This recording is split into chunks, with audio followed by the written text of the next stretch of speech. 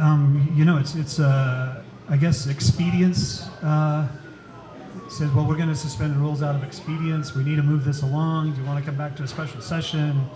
But it all serves a hidden agenda.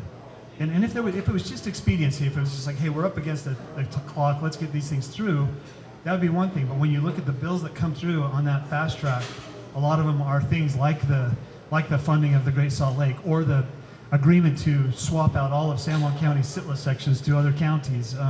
Things like that. It's like they know this would not stand the public scrutiny, so they come through at the last minute. It used to be that the budget was the very last bill that was passed on the last night of the session, and the first year I was up here, it had the tax reform bill on there, and it was a good bill. It cut taxes by a lot, but it was a bad bill because it put in a gas tax. It did a lot of it. It fell really far short on that, and we come there on the last day. Out rolls the bill with amendments that had been made, 10 minutes previously.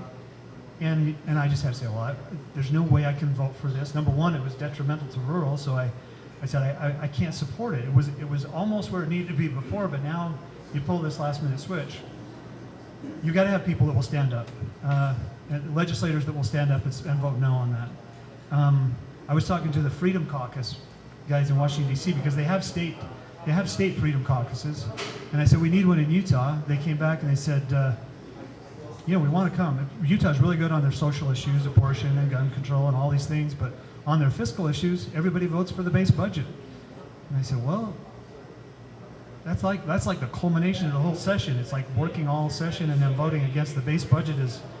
They said, well, you're going to have to stand by that, because basically they're saying, come call us next year. We'll see how you do on voting for that base budget. But a lot of pressure to go along, to get along. There's a lot of deliberate effort to concentrate power, and I think that's a top-down thing. We see that in the governor's office with the state of. Sorry, I'm just going on and on here, but state of emergencies. He wanted Governor Cox asked for a state of emergency for flooding.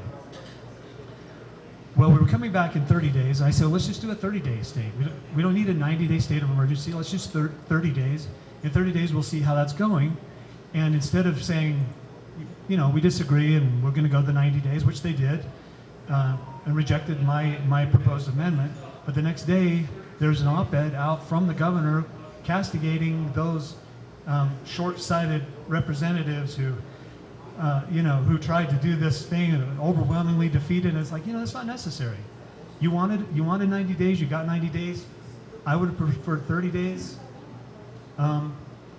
Defending your powers, your emergency powers, that way seems greedy. It seems too much. But to answer the question, I guess, is elect people who will stand up.